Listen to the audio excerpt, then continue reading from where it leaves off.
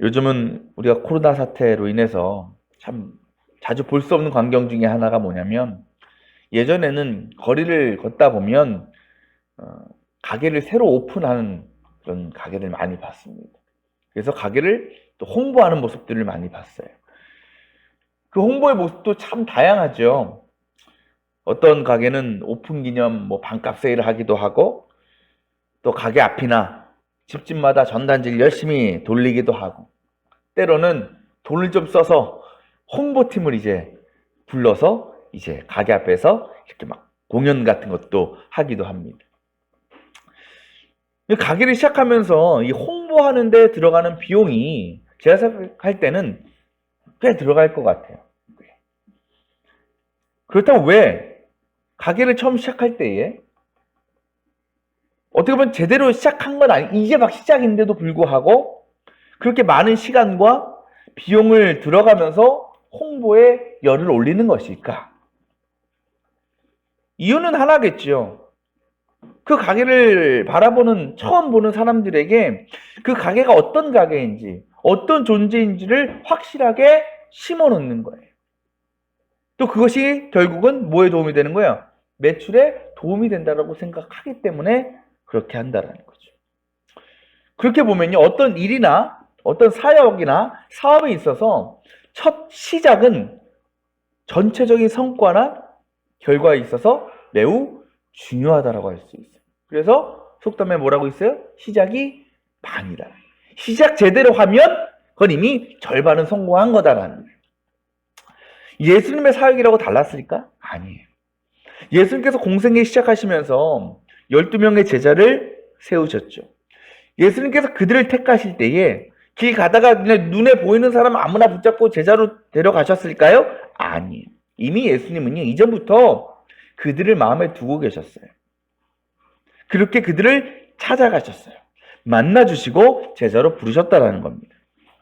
그만큼 그 예수님의 제자가 된 사람들은 어느 정도의 성품이나 믿음이 있던 사람들이었어요.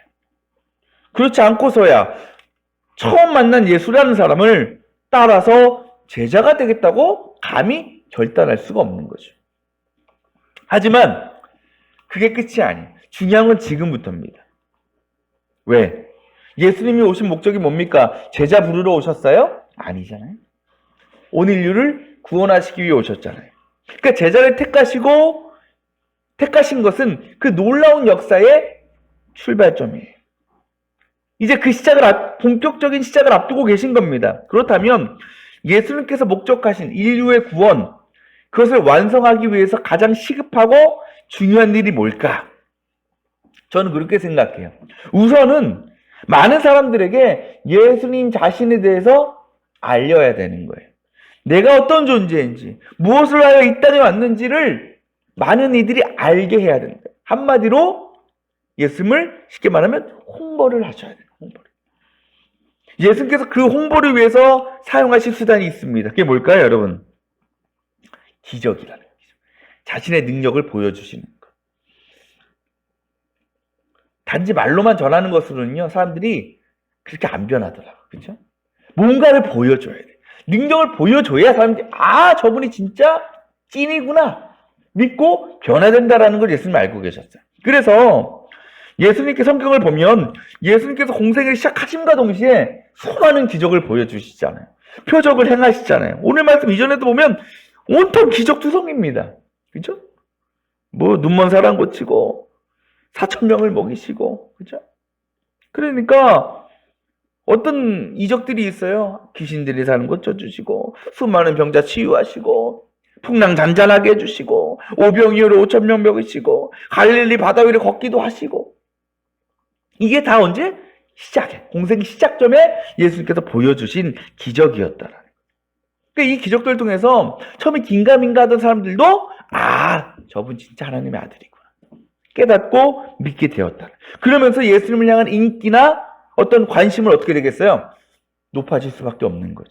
그래서 예수님이 가시는 곳마다 수많은 무리들이 예수님을 따라다닌 것 아니겠습니까? 그런데 이렇게 예수님이 인기를 얻고 관심을 받는 데에 덩달아서 신이 난 사람들이 있어요. 누굴까? 제자들이죠. 제자들. 여러분, 처음 제자들이 예수님의 부르심에 순종해서 제자가 되겠다고 결단하고 그 모든 것을 버리고 예수님을 따라갔을 때에 그 마음에 이심이 하나도 없었을까요? 불안함이 1도 없었을까요?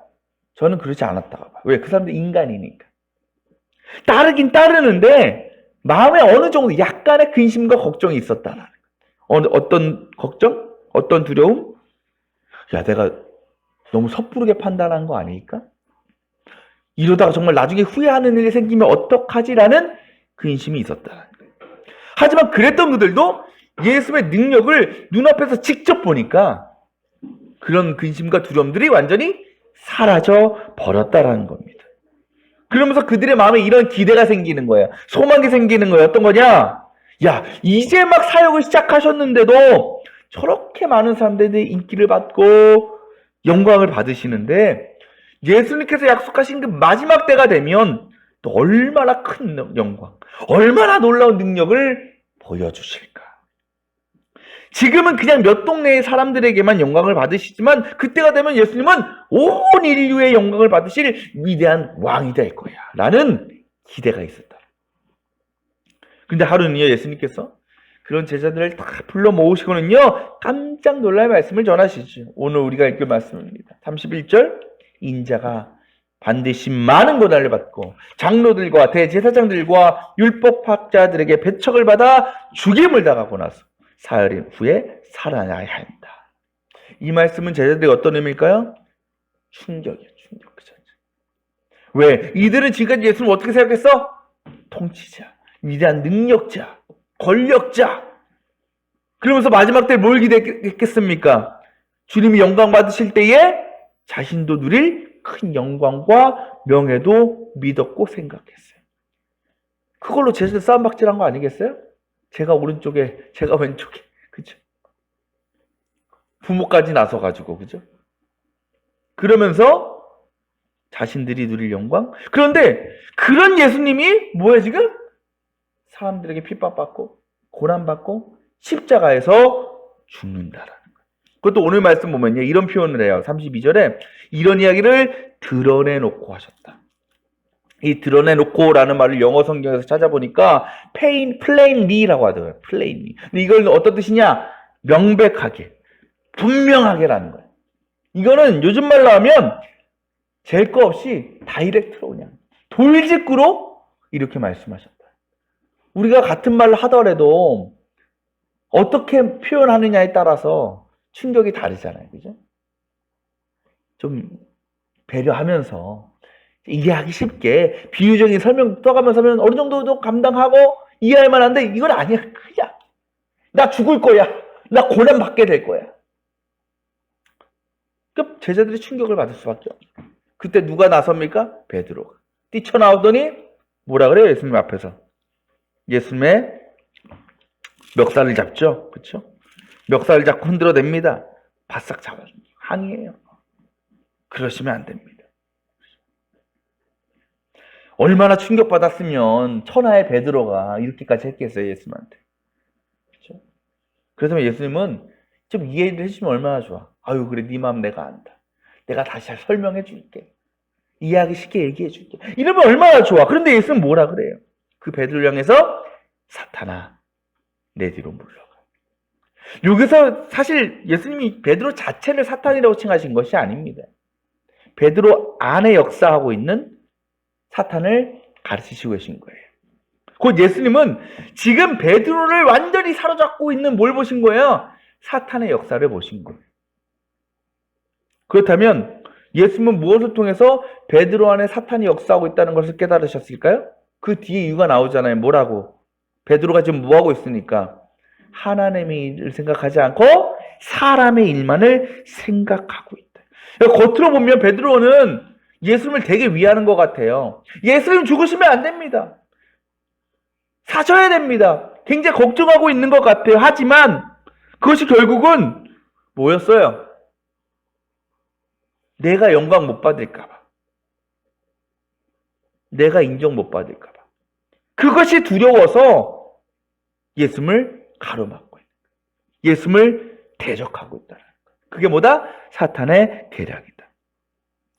예수님은요, 그 베드로 안에 역사하고 있는 그 사탄을, 그래서 그 사탄에 사로잡혀가지고 예수를 대적하고 하나님의 일을 가로막는 그 베드로를 그게 좋게 얘기할 수가 없는 거예요. 그를 사로잡는 사탄의 공격에 예수님도 강력하게 반응하실 수밖에 없었다라는 겁니다. 우리도 살아가면서 이 베드로가 경험한 사탄의 유혹과 시험을 얼마나 많이 받는지 모릅니다. 근데 그 사탄의 목적이 뭐라고요? 하나님의 일을 생각하지 않고 사람의 일만 생각하게 만드는 것이 사탄의 목적이다라는 거예요. 그렇다면 여러분, 우리가 언제 특히나 이러한 사탄의 공격에 무너질까요? 넘어갈까요? 바로 삶에서 만나는 뜻하지 않은 고난 때문에, 어려움 때문이라는 거예요. 우리도 예수를 믿고 신앙생활 하지만 그러면서 기대하는 게 있죠. 소망하는 게 있잖아요. 그게 뭡니까? 제자들이 기대했던 것과 다를까요? 아니에요. 똑같아요. 우리도 그들처럼 예수님 통해서, 믿음이라는 것을 통해서 세상으로부터 인정받고 높임받고 영광받기를 원한다는 겁니다. 하는 일마다 잘 돼서 형통해서 내 존재를 좀 드러내고 싶은 거예요. 하지만 주님은 그런 우리의 마음도 모르시고 고난을 또 어려움을 당하게 하십니다. 그런데 그때 누가 우리 안에 들어온다고요? 사탄이 들어오는 거예요. 이때다. 그러면서 뭐예요? 그 고난 때문에 좌절하고 절망에 빠져있는 우리의 마음에 뭘 심어놓을까? 인간의 생각을 심어놓는 거예요. 인간의 생각. 그럼 우리 어떻게 돼요? 하나님을 원망하게 되고 의심하게 될 수밖에 없는 겁니다. 그렇다면 우린 여기서 한 가지 하나님 앞에 묻고 싶은 게 있어요. 왜 주님은 우리에게 그런 고난을 주셔서 왜 사탄의 유혹을 받게 하시나? 왜 시험을 당하게 하시나? 꼭 그렇게까지 하셔서 우리를 사탄에게 사로잡히게 하셔서 주님을 반대하는 상황을 만드셔야 되는가? 아예 그런 상황을 만들지 않으면 그럴 일이 없잖아요. 고통당할 일 없고 걱정할 일 없는데 왜 그러실까? 예수님께서 베드로를 책망하신 다음에 제자들을 다시 불러 모으시고는 이렇게 말씀하시죠. 34절. 뭐라고 말씀하셔요? 나를 따라오려고 하는 사람은 자기를 부인하고 자기 십자가를 지고 나를 따라오너라. 예수님은 이 말씀을 통해서 진정으로 예수님의 제자, 주님을 따르는 사람들은 에게서 반드시 나타나야 될 삶의 모습이 무엇인지를 말씀하고 계시죠. 그게 뭐라고요? 자신을 부인하고 십자가를 져야 된다는 거예요. 자신을 부인한다는 게 뭘까요? 부인하는 게 뭐예요? 예스의 노예요. 노죠. 자신을 부인하는 건 나에 대해서는 뭐 하는 거야? 아니오라고 하는 거예요. 노라고 하는 거예요. 그러면 반대로 얘기하면 누구를 향해서는 yes, 네라고 하는 거예요? 하나님을 향해서. 주님을 향해서는 네라고 할 수 있어야 된다는 겁니다. 이것이 어떤 의미입니까? 자신의 의지, 자신의 뜻이 아니라 예수님의 의지, 예수님의 생각, 예수님의 마음을 따라 사는 것이 그렇게 살아가는 것이다. 또 뭐라 그래요? 십자가를 지라 그래요. 십자가는 건 뭡니까? 죽음이에요. 그렇다면 이 말씀은 예수님을 따르기로 결단한 사람은 세상 앞에서 죽기까지 각오할 수 있어야 된다. 그래서 이어지는 말씀에 뭐라 그래요? 목숨을 구하고자 하는 사람은 잃을 것이요, 나와 복음을 위하여 목숨을 잃는 사람은 구할 것이다. 야, 여러분 무서운 말씀이죠? 여러분 이렇게까지 해서 주님 따를 수 있습니까? 어렵죠? 어려울 수밖에 없어요. 왜? 믿음의 길이라는 것은 쉽지 않기 때문에 그래요.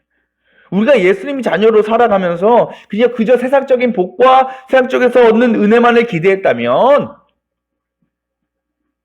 큰 착각이죠. 굉장히 큰 오산입니다. 주님을 따르는 길은 낭만적이지가 않아요. 평탄하지 않아요. 예수님은요, 사람 많이 끌어들이려면 어떤 방법 쓰면 돼요? 좀 거짓말 보태서 괜찮아, 별일 안 생겨. 좀 해서 좀 쉬운 길, 편안한 길 제시하실 수 있어. 사람들이 끌어모으려면. 하지만 예수님은 그렇지 않았어요. 오히려 예수님은 더 어렵고 더 험한 길을 보여주셨어요. 왜?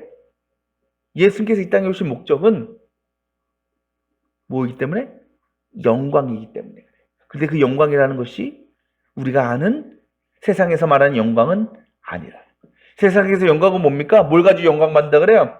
겉으로 드러나는 것, 그냥 세상적인 것, 부유함, 그 능력을 통해서 영광을 받죠. 하지만 예수님께서 말씀하시는, 예수님께서 받으시는 영광은 반드시 고난이 있어야 되고 역경이 있어야 된다. 우리가 왜 주님의 택함을 받고 그리스도인 됐습니까? 바로 우리를 통해서 뭐가 드러나? 하나님의 영광을 드러나.